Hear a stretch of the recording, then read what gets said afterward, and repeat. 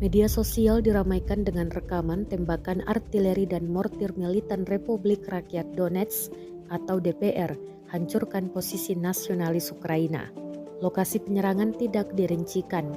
Rekamannya diunggah di Telegram resmi militan DPR pada Jumat 10 Februari 2023. Dalam keterangan unggahan dituliskan artileri dan mortir dari Brigade ke-9 DPR menghancurkan nasionalis Ukraina.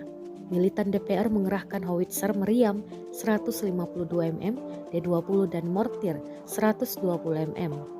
Kedua senjata ini disebut mendukung gerak maju kelompok penyerang dengan tembakan mereka, serta diklaim menimbulkan kerusakan yang sangat besar kepada nasionalis Ukraina.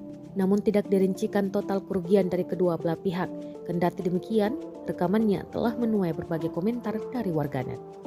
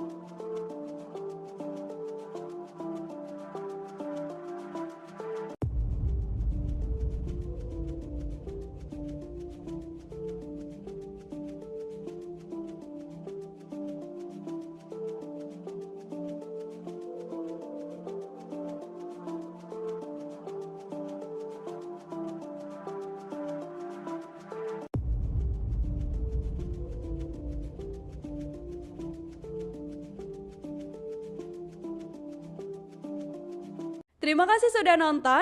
Jangan lupa like, subscribe, dan share ya.